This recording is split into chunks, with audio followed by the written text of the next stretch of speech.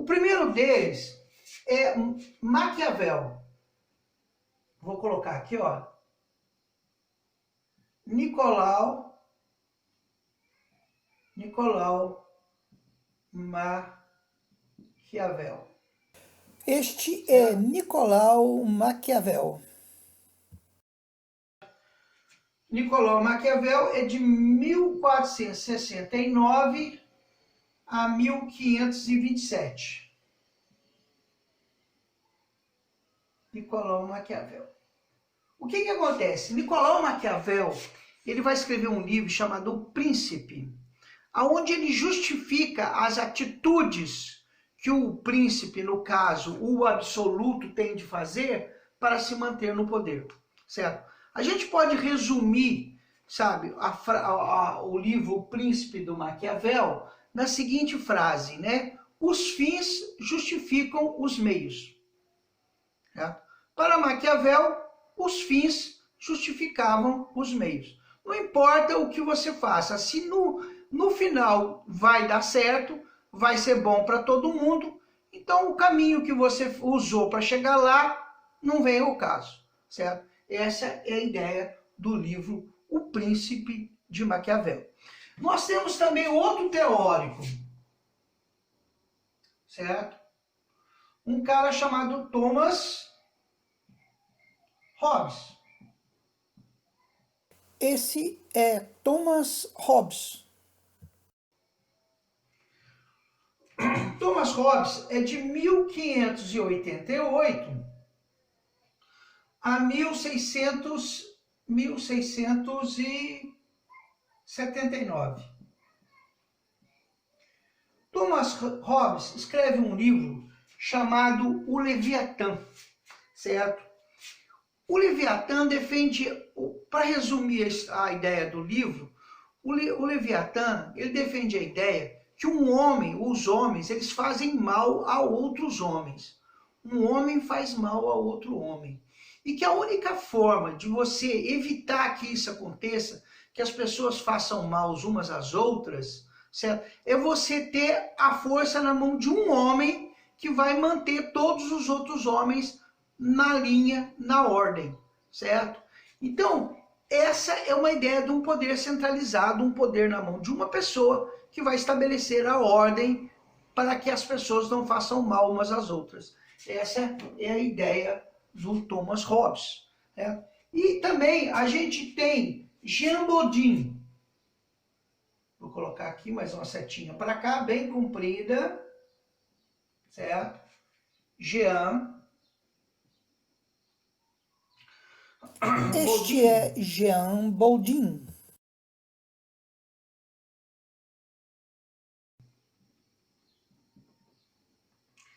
Jean Bodin é de 1530 a 1596. Ele escreve um livro chamado Seis Livros da República, certo? Ele defende a ideia de que o rei tem que ter uma pessoa que faça e desfaça as leis. Alguém responsável por fazer leis e fazer essas leis serem cumpridas, certo? Então, o Bodin acha que você tem que ter uma pessoa, porque se não tiver alguém que faça as leis, vai virar tudo uma bagunça.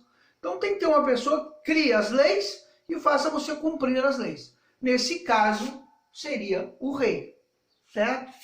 E por último, o último dos teóricos, a gente tem Jacques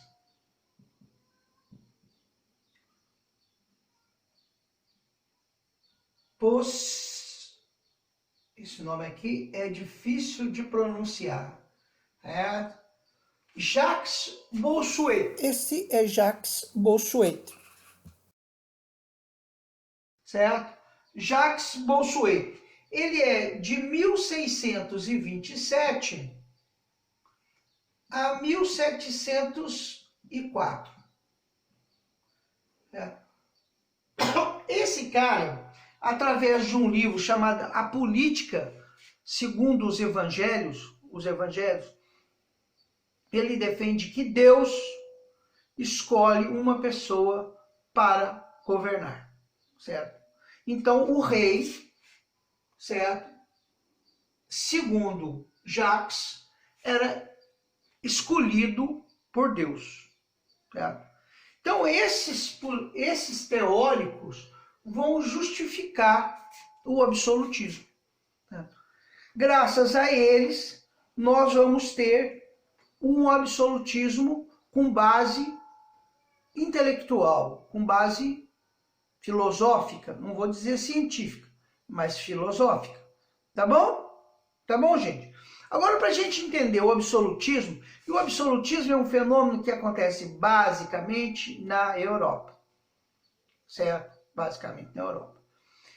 E vários países são absolutistas. Áustria, Prússia, Portugal, Espanha. Mas nós vamos ver dois que são bem chaves. A França e a Inglaterra. Tá bom? Vamos ver como que o absolutismo evoluiu na França e como que ele evoluiu na Inglaterra. Tá legal? Muito bem. Vamos começar aqui, ora, por absolutismo. Absolutismo na França. O absolutismo na França. Tá legal? Vamos desenhar aqui uma Torre Eiffel, que não existia na época, mas que eu sempre lembro da França graças à Torre Eiffel, né? Muito bem.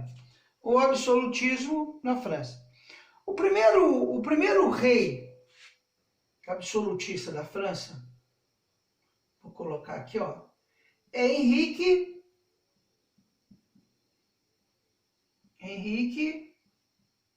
Este é Henrique IV da França.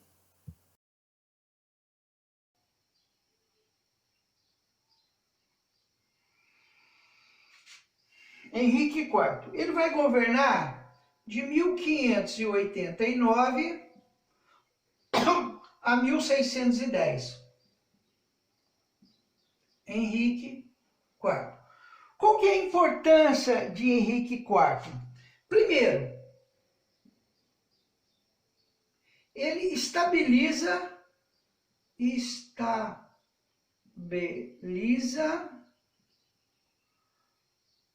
as finanças, o dinheiro.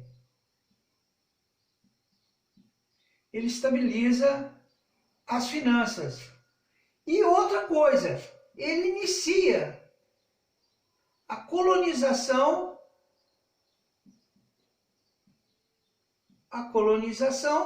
do Canadá.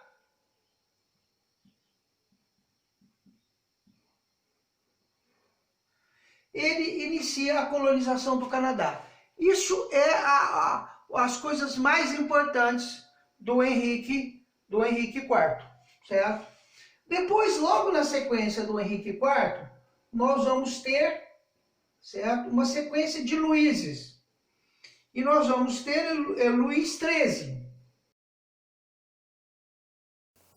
Este é Luís XIII, todo pomposo. 13, certo? Luís XIII vai governar de 1610, né? O anterior morreu em 1610, e ele vai de 1610 a 1643. Luís XIII.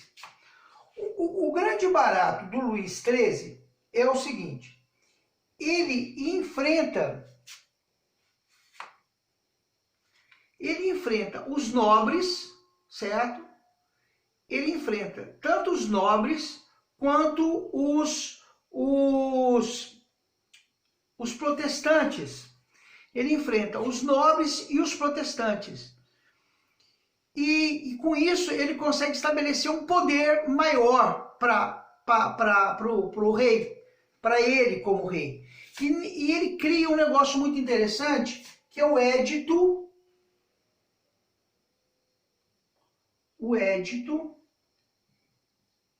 de Nantes.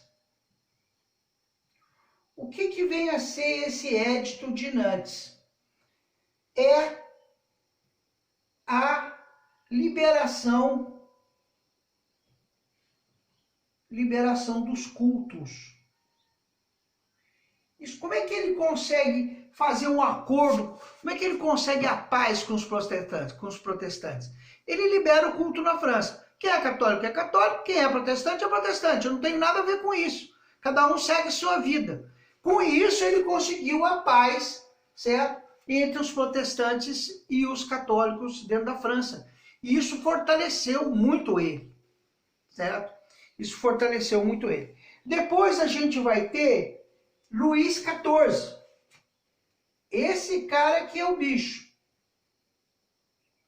Luís XIV. Luís XIV vai governar de 1661